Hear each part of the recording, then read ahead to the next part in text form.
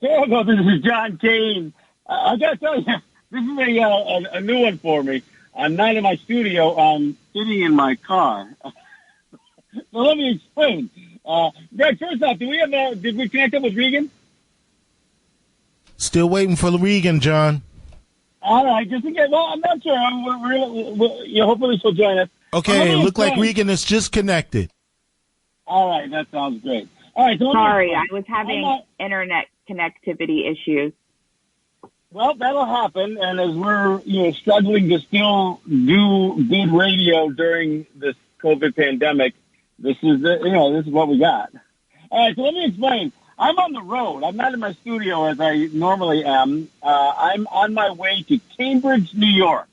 Cambridge, New York is where I graduated from high school. Went there from third grade up all the way up through. And as some of you may recall, when Shawnee and I would talk about, even when we talked about the mascot issue, one of the things that we had to, had to address is the fact that both of us went to schools that called themselves the Indians.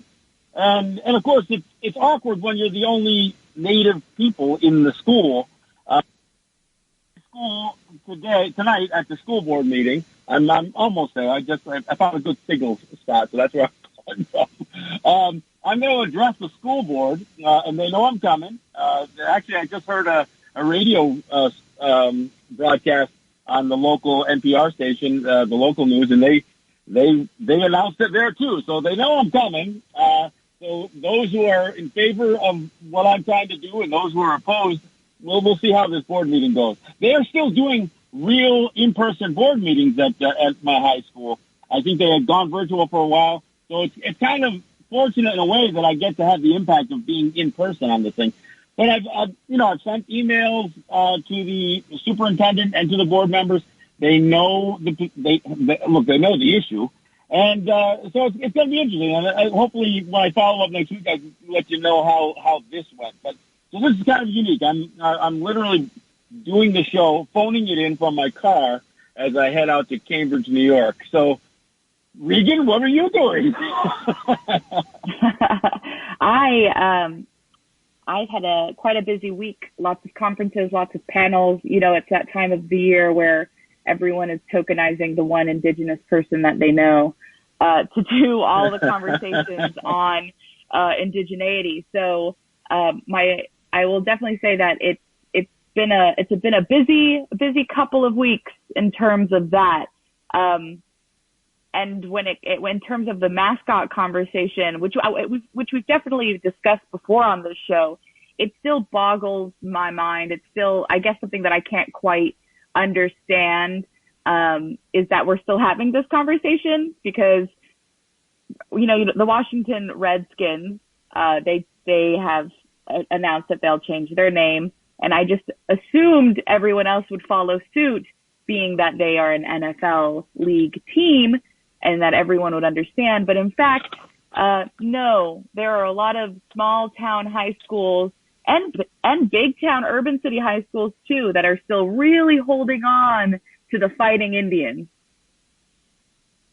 Yeah, well, and I will say that since the murder of George Floyd and more active conversations about racial equity and social justice and everything else, obviously protests.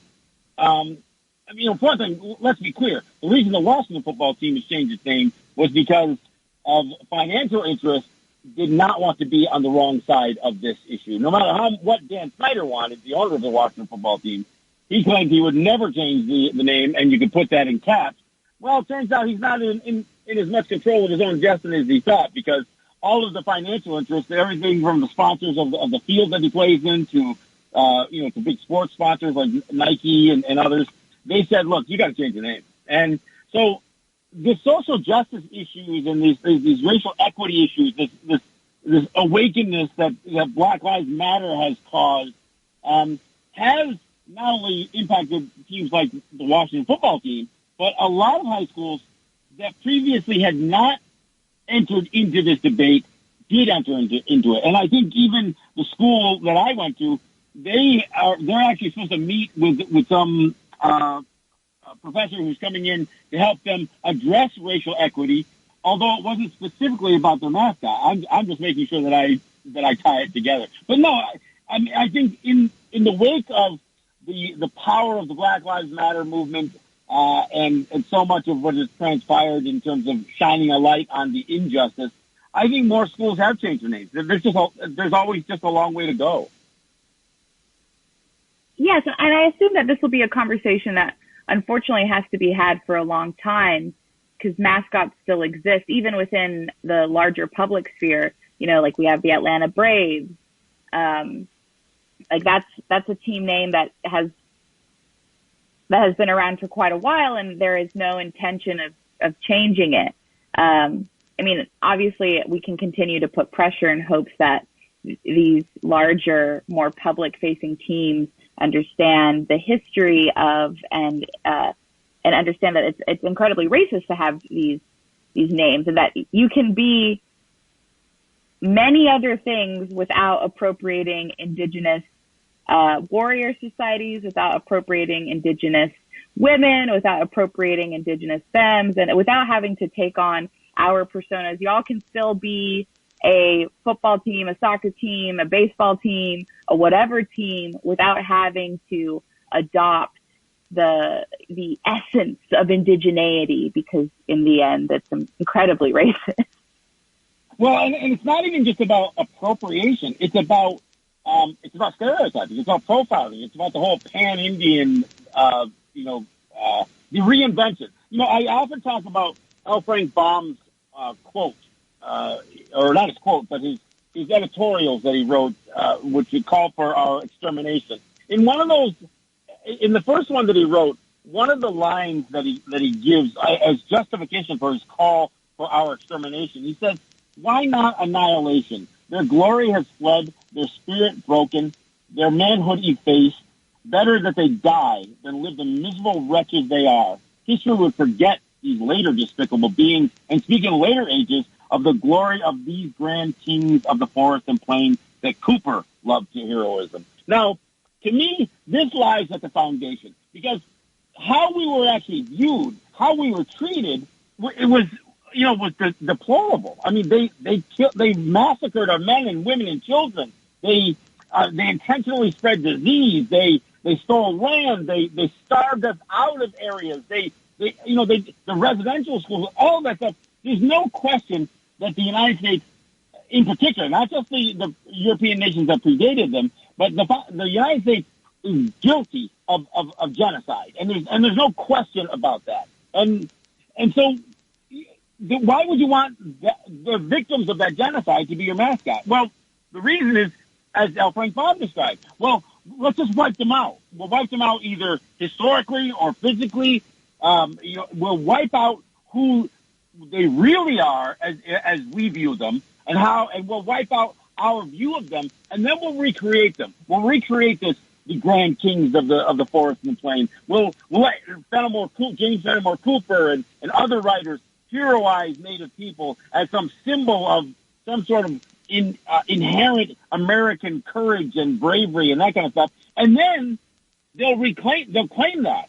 So they're not even talking about us anymore. They're talking about themselves. They are the Indians. I mean, when I'm going to go to my high school, I'm going to say, look, I'm not the Indian. You are, because you've claimed it. And it's a fabricated, invented image, stereotype, all of that stuff. And the crazy part is there are clear laws, not just policies, but laws that are supposed to prevent stereotyping, the idea of mocking a culture, discrimination. And that's what this mascot issue really is. And I don't know how a school that's supposed to be, confronting racial equity issues, is going to be able to withstand the pressure that, frankly, should have been there anyway, but since it's not, I'm bringing it. Because they're honoring us, John. Come on. This is all out of honor. And that's just it. They're trying to appropriate not just our image. They're trying to appropriate our history that they've reinvented so they can honor themselves. And it is such a selfish act.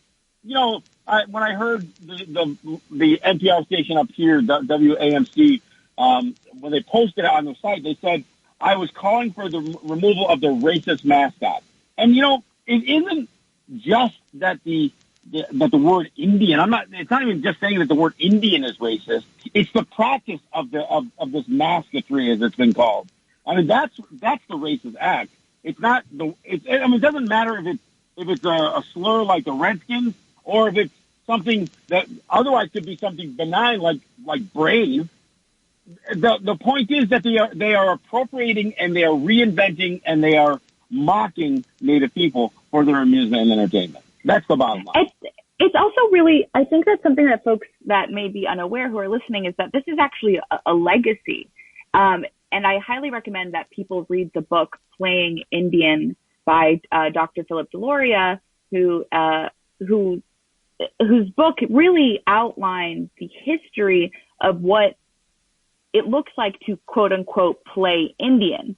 And mascots are just a very small part of this co-option of Indigenous identity. And the most poignant historical example is, of course, the Boston Tea Party, in which rebellious, revolutionaries aborted the British ship and poured all the tea into the harbor in order to stick it to the man because of the taxation of tea. But and what some people know and what some people might not know is that in participating in that, all of the white colonists who went onto the boat dressed as Indigenous people, specifically as Mohawk people, and wore brown face. And it wasn't, and sometimes you're told in school that it was as a means to provide anonymity so they wouldn't be caught, but that's actually not the reality. The historical reality of why these colonists dressed as Indigenous people was in order to empower themselves in what was seen as a righteous act against the colonial state, because the complete antithesis of the British colonies is Indigenous people. So how do we show and flag to the royal crown that we are not part of the British colonies? Well, as I said, the antithesis is to be Indigenous. So even in times of, radical revolution, and I'm putting that in quotes, mostly out of annoyance, we are reminded that this is a legacy in order to provide white people with a scapegoat, with a playing of Indian for them to empower themselves, to feel as though what they are doing is righteous or noble or radical or interesting, when in fact it's just racist.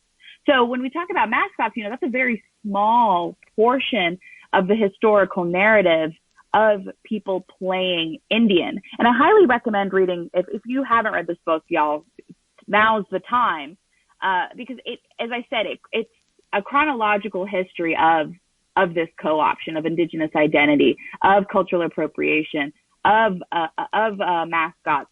And it provides a historical analysis and perspective that honestly, I think more people, if we're aware, would mayhaps stop participating in this poor behavior.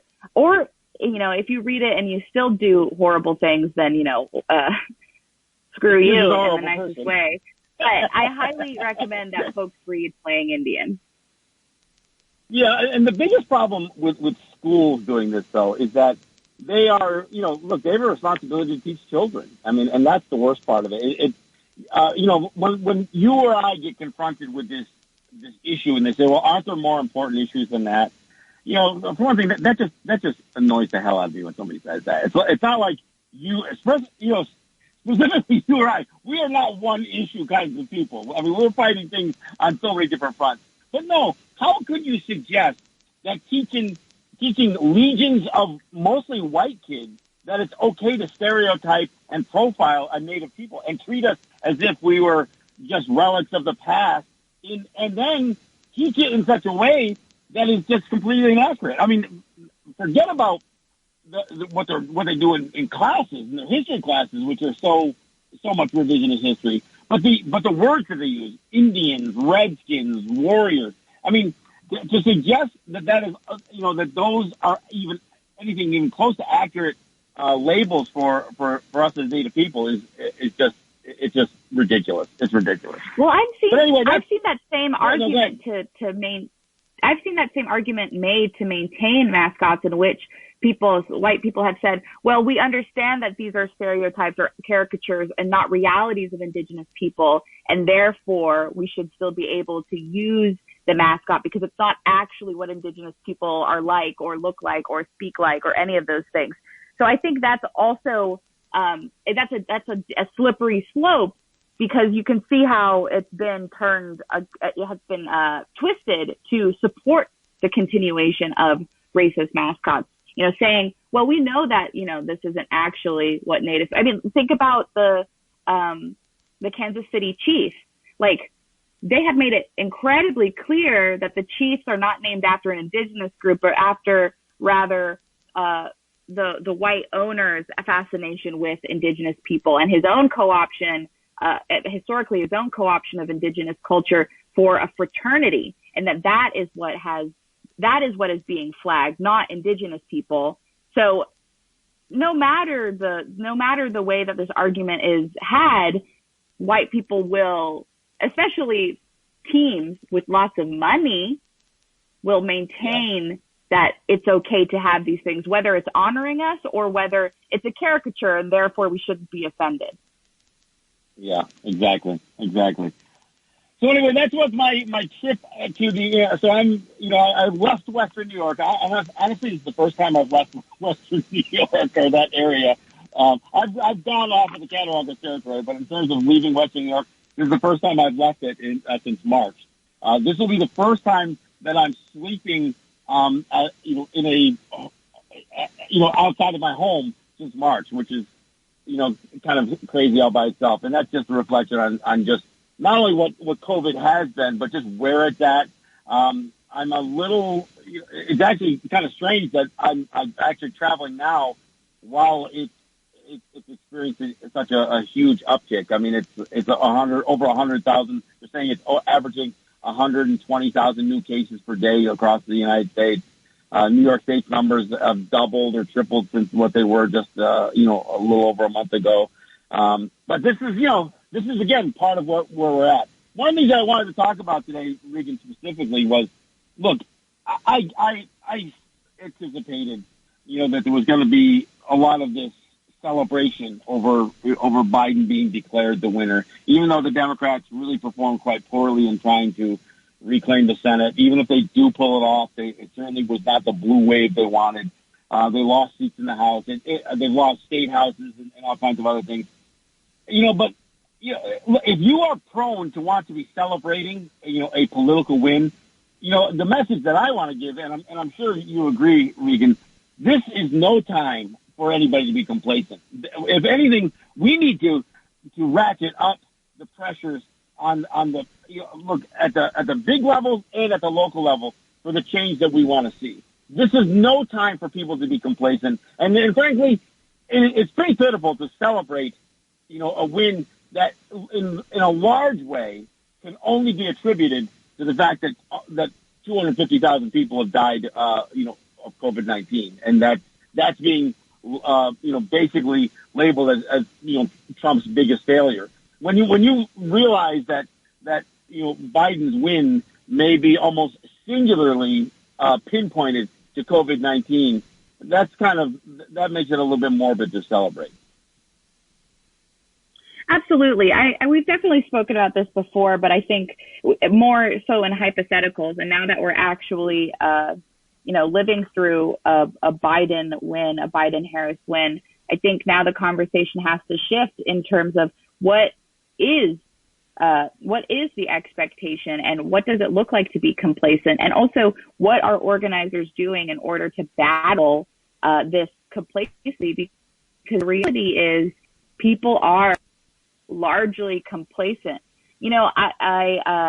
I woke up to the sounds of cheering on my street. People were, hitting their pots and pans and yelling and screaming, and there was like this joy, and people were honking their horns, and it was this moment of joy for a lot of people with Biden's win, and a lot of the calls for organizing became calls for dance parties, let's celebrate, come celebrate at Washington Square Park for Biden's win.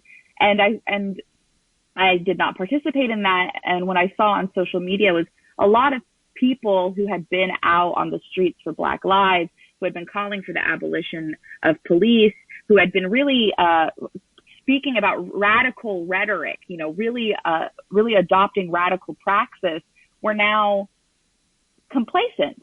And I saw many things, especially on social media, where people were like, you can celebrate and also organize against. And arguably, yes, sure, fine. I disagree with that. But if folks want to feel that way, then, I guess that's a way to feel. But for me, it's more damaging that there is this sigh of relief. Like, oh, we defeated fascism, which, by the way, you can't defeat fascism with a vote. It never works. Yeah. This is not the end of fascism. In fact, we will now see fascism form in a more insidious way. And so I would argue that this actually we will see the rise of fascism in a scarier way than when you had a fool like Trump at the head of it. And also, Biden was never a savior for many of us. And a lot of the Democratic campaign, in terms of people trying to get folks to vote for Biden, were saying, he's not great, but he's better than Trump. He's not great. He's not great. He's not great. Vote for the lesser of two evils. And now that the lesser of two evils has been voted into office and the he's not great thing has been truly adopted, I have seen a shift. And there's less radical conversation, less radical discourse, significantly less people showing up to actions, whether be mutual aid actions or whether direct actions. And so I personally, it's only been a week and I'm already seeing the sigh of relief has led to complacency. And the reality is that Biden will not ban fracking. Biden is a capitalist. Biden is a warmonger. Biden is garbage. Biden has perpetrated sexual assault amongst many women. Like, these are still things that we should be angry about and advocating for and organizing for. And yet now all I'm seeing is what my friend poignantly referred to as Biden Coachella, where people are just in the streets celebrating, dancing, like we all forgot that he voted for the war in Iraq and Iran and supported the bombing of Syria. The crime bill, we can give that, the whole Anita Hill, Clarence Thomas stuff. It just, when you add it all up, it's a terrible resume. And here's the thing. Donald Trump didn't lose support during this election. He gained 6 or 7 million more votes than the last time he ran. So, there's still 71 million people or more that have voted for Donald Trump. Those people are still there. And it isn't, and that's why I say it isn't necessarily just about Trump. It's about a racist sentiment that is so pervasive throughout the United States. And again, now you see a guy who isn't just centrist, a guy who by many accounts could have been a Republican in any other era, is not going to call for the kinds of police reform that forget about abolishment or defunding. You can't even have a conversation with him about defunding because he immediately says, "Oh no, we need to give them more money." That's literally the statement that he gives. And of course, Kamala Harris. She's a cop herself. That's what she was. And so look, this is the time for people to say, look, whether they want to grab a bunch of hateful rhetoric towards Harris and Biden or not, the whole point is this is the time to go after them as the ones who are claiming victory in this election, and don't give them any slack. Don't let them for a second believe that they have been given a mandate by the American people. They barely got beat one of the worst human beings to sit in the White House in our lifetime. So, to suggest that somehow they have earned a mandate from the American people to advance their agendas, this is the time that everybody needs to step up and push the agenda that is really important to all of us, the agenda, that really needs to, that wasn't ever going to be somebody's platform. It just simply wasn't going to be that. Yeah, and I find it interesting that so many people who were like, oh, let's abolish the police are now celebrating the first woman vice president and woman of color vice president in history of the colonial state that is the United States. And I don't understand the disconnect there. I don't understand how one cop, we know there are no such thing as good cops. There's no such thing as a good cop, ever. They participate in a system that is inherently racist. Therefore, they are all racist. That's just how it, that's it. There's no such thing as a good cop. So I just don't understand, or I got in an argument on social media with someone who was trying to tell me that she's not a cop, she's a prosecutor, and that those are different. And I couldn't believe that I was even and this person still identified as an abolitionist. So, and I couldn't believe that I was having this conversation with people. And really what it boils down to is that abolitionist language has become trendy. It is cool to be an abolitionist. But the reality is that most people are not abolitionists. Most people are reformists. And that the sooner that reformists stop co-opting abolitionist rhetoric and actions, the sooner we can come to terms with the fact that more people need space for radicalization and that education is necessary to bring more people on the other side. Because the contradictions that are existing, specifically with this election, it's because it was predefined by an anti-cop movement, and then to have a cop as a vice president and for folks to be really supporting that is, for me, I cannot justify that.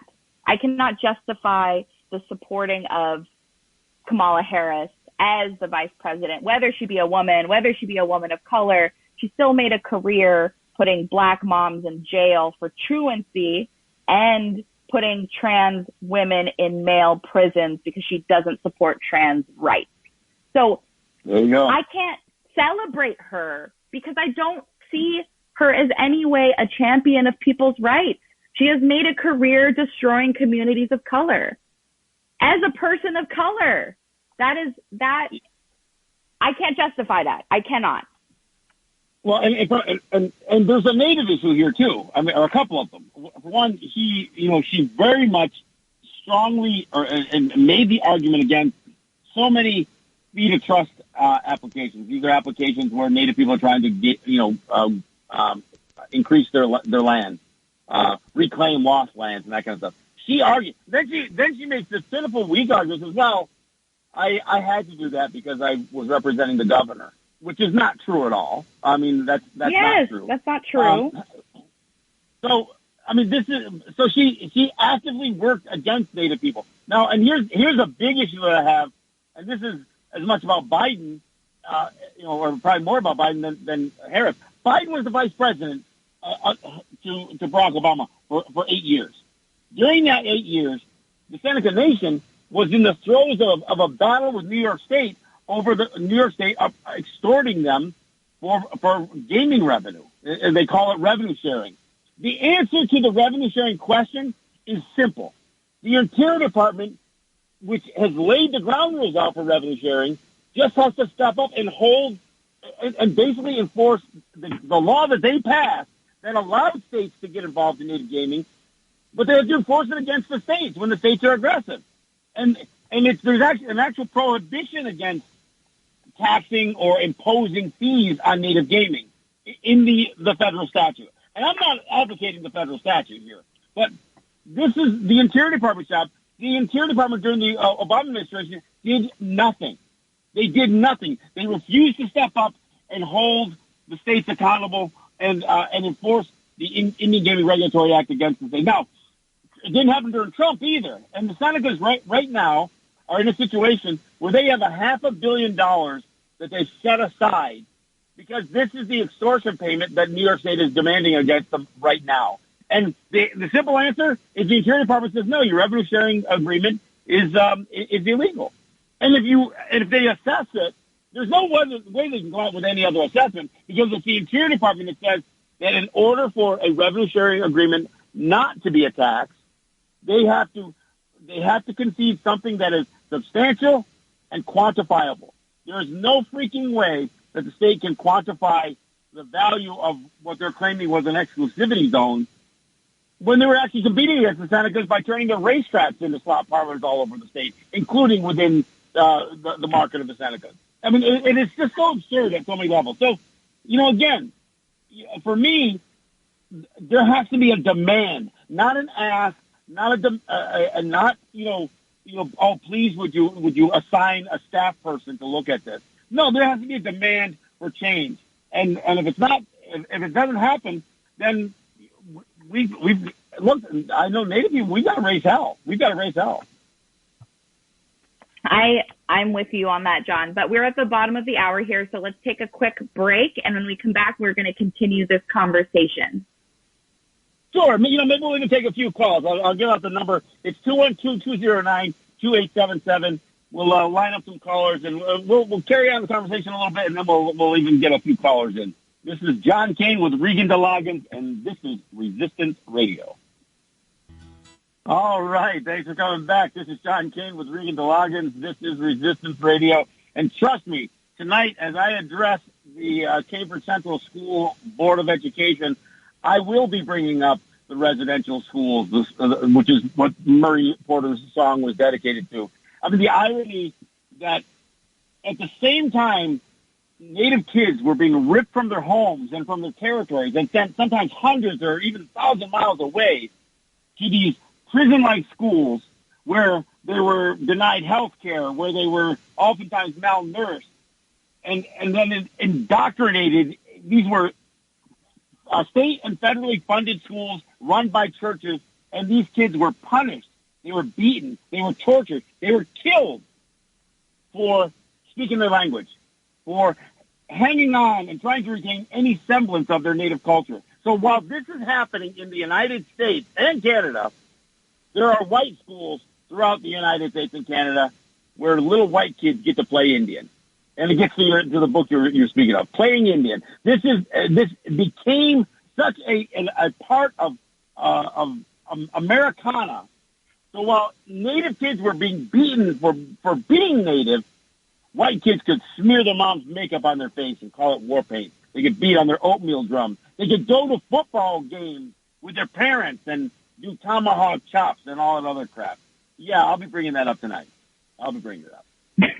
You're going to make everyone so uncomfortable, and I love it. Well, it's funny, I was popular in high school. I did sports, and I was actually big in theater. I was known. I was an active student, and in my letter that I sent, I said, "I'm coming back to be active again, although not necessarily well liked." I relate to that. My school did not have a racist mascot name. I had the privilege of going to a very well-funded school. I got a very good education. I was an active student, and I did all the things I was supposed to do. I also had to deal with a lot of racist individuals, including my own teachers. But I understand, and I think it's important for us to still go back to those high schools, whether they were supportive or not of us, to really hammer out some of the problematic behaviors that they participated in. And for you, this is one of them. So go get them, John. Well, and I'm not a big fan of these proclamations of holidays or even, our special month. But it turns out that this is November has been proclaimed by presidents, including the one that's still there, to be National Native American Heritage Month.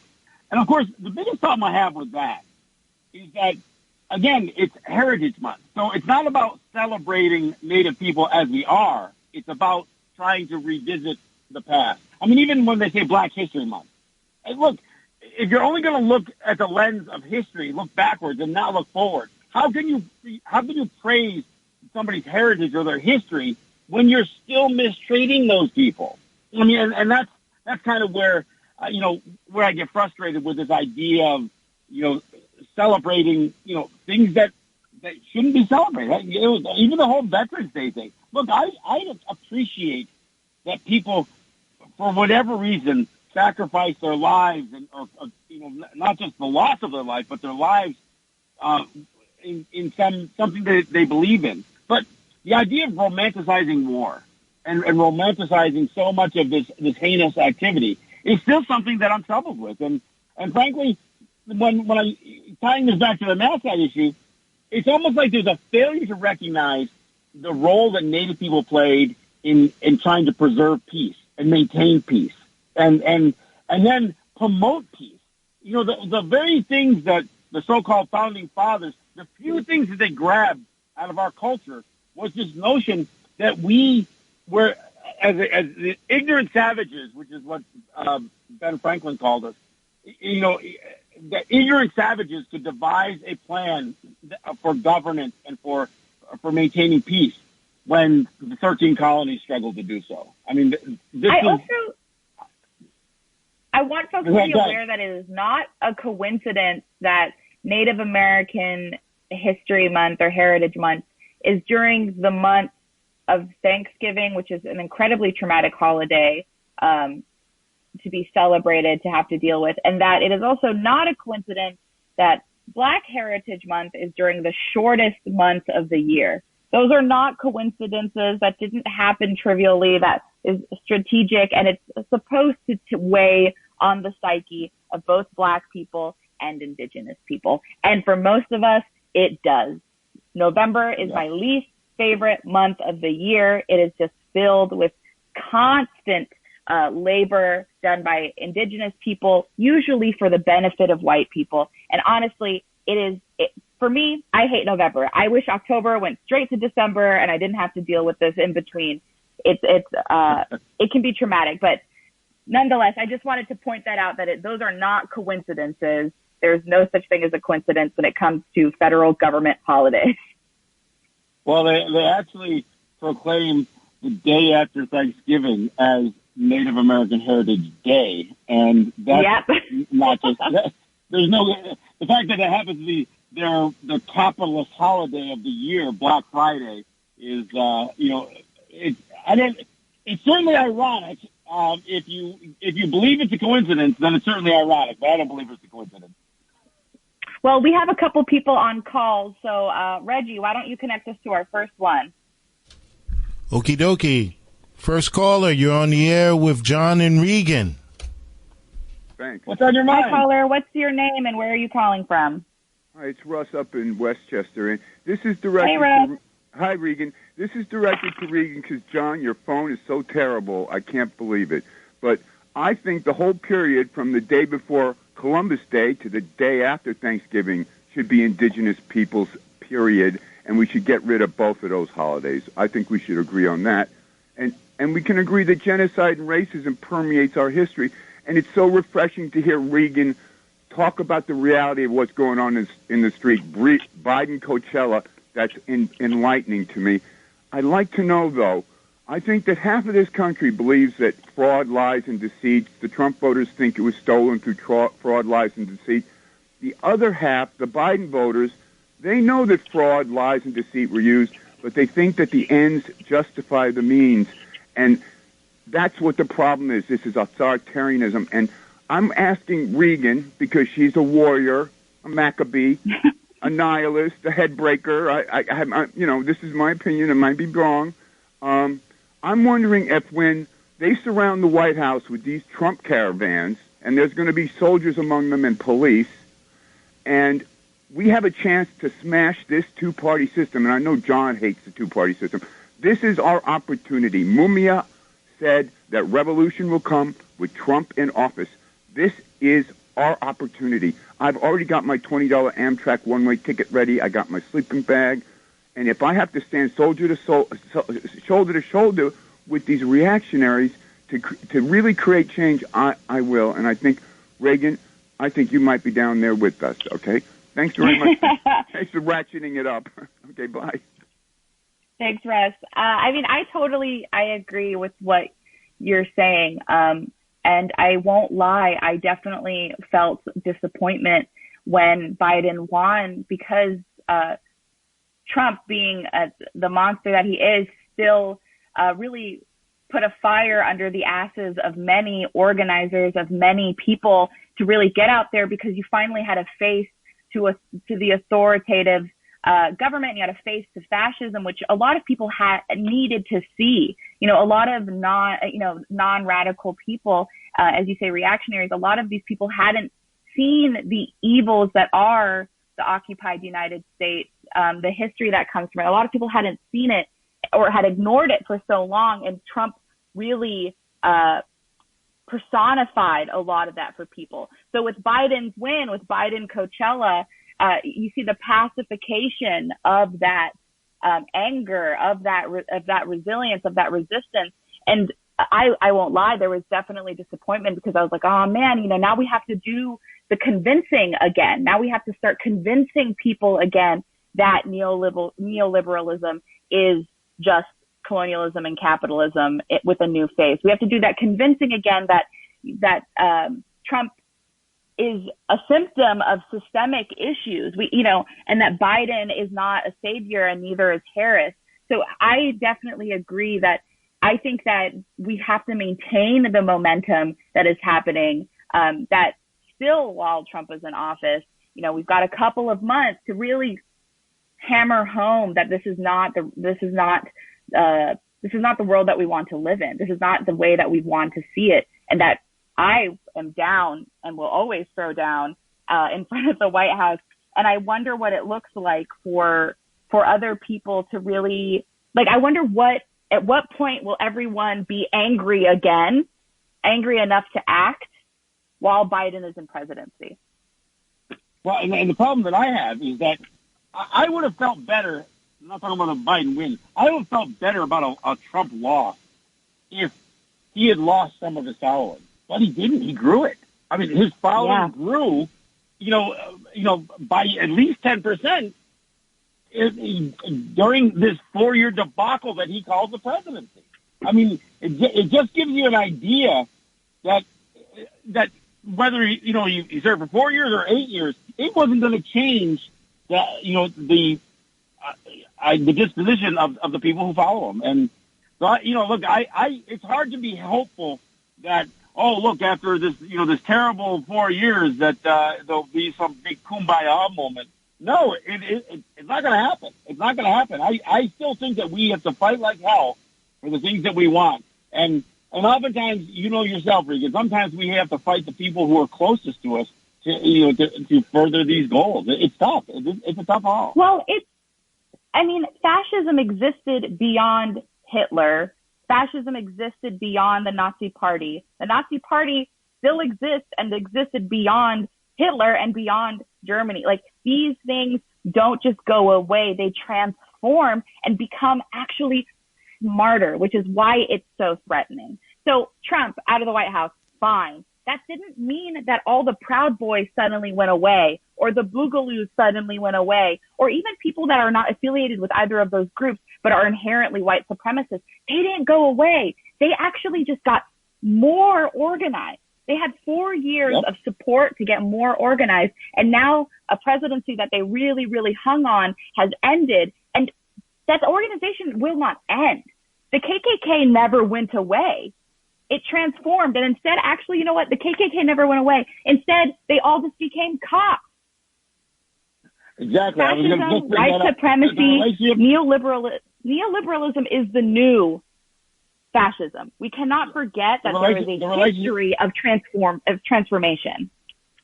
The relationship between the police and all these right-wing, armed, militia groups could be more clear. All right, hey, let's go grab another call here. Reggie, who do we got? Go ahead and fire up the next one. Okay, caller, you're on the air with Regan and John. Say your name and where you're calling from, please. Peter calling from Tampa. Hey, Peter from Tampa. It's good to hear from you. Hey, Peter. Really? What's it mean to be the lesser of two evils when you're running against the devil himself, You just made me think that, Yeah, it doesn't exactly. say that much. Yeah, you know what I had fun doing though, and when they were talking about the states, I've got this smart speaker, so I said, what does Minnesota mean? And it referred to, deep blue river. Wonderful. Because all of a sudden it's like it opened up my mind. Oh, these are obviously Native American words. And so what does Michigan mean? Great Lake. I was like, wow. I mean, I was basically, that's the way I kind of distracted myself in a positive way. Like every time I heard the name of a state. And then you can even say, what does Tuscaloosa mean? What does Alabama mean? And it's like, wow, why didn't we learn this in school? This is not our land. I mean, half the states have native names. Kentucky means the grasslands. It does? Mississippi. Yep, Kentucky, Mississippi, these are all words that are native words. And they're so much based on, they're kind of, not only do they describe the geology, but they often have like an adjective like tranquil. The way there's a spiritual, they're all like endowed with a spiritual meaning. And it's like, wow. I mean, those were the days. I mean, real connection to where they were. A state, it wasn't an electoral vote. It was a home, place to call home. Anyway, so I'm just trying to put this on a positive track, like, because we're all thinking about the states and the electoral votes. It's like, no. Let's look at it the way the native people looked at it. It's beautiful. Still do. No, I mean, well, I think thank you for that, Peter. I think it's a good point. I think that people don't think about that when the states were going during the election, when the states were going and you saw, oh, Michigan, oh, Mississippi, Alabama, like we have disassociated the indigeneity of these state names, and people I think it's a good point to bring up because most people don't know that. Like, where do folks think Alabama came from? Y'all, that's not a European term. It's never been a European term. It's an indigenous name. It's important to remember that even as these states were going blue or red or whatever, or are still being counted, they're still on indigenous land. They carry our namesakes, for goodness sake. Yeah, Ohio. In fact, the Senecas call the other territory Allegheny territory. I live on Cattaraugus territory. They call the other one, they call it Ohio, because the word actually means good river. And so the state of Ohio is named after the river Ohio or Ohio. And that's, again, this is so much that is lost and never taught by anybody, at least not into the American lexicon or the American vernacular.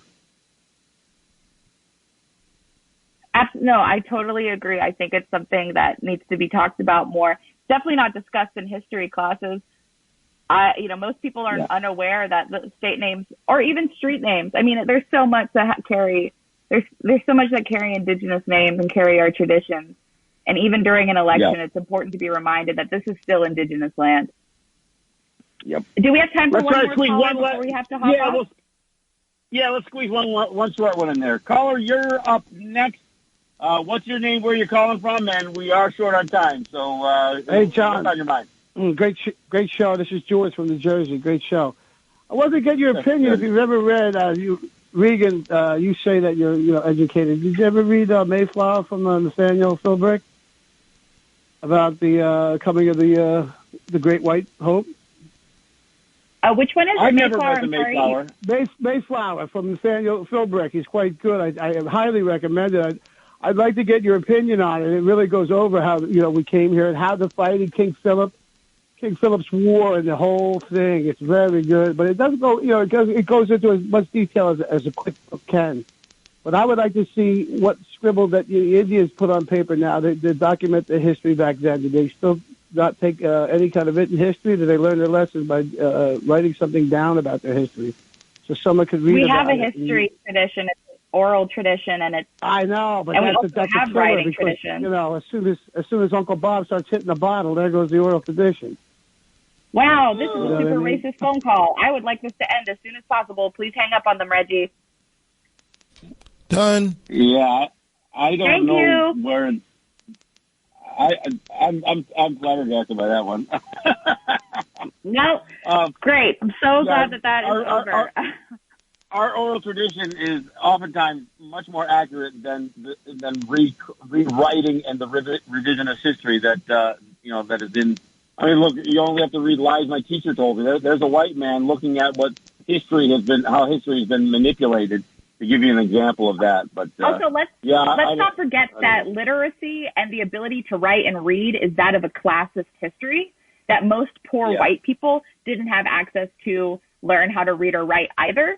So reading and writing history is not the epitome of a historical knowledge. It's the epitome of elitist, classist education. So I think that there are many traditions that are not writing based in terms of history, whether it's oral, whether it's storytelling, whether it's artistry. And it's not just indigenous North Americans who have done, or rather indigenous to the Americas, if you will, putting that in quotes, who have had these histories. There have been traditional different characteristics and varying ways to tell histories throughout time, throughout a number of people as well. So that call just was all around wrong, and then ended with an addiction comment. So in the end, I'm not going to read that stupid book.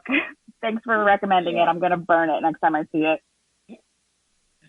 Well, I think that just about wraps it up. It's a shame to end on a terrible call, but that's luck of the draw, I guess. So again, Regan, thanks for helping me out while I'm on the road here, and we'll be back here next week on Resistance Radio.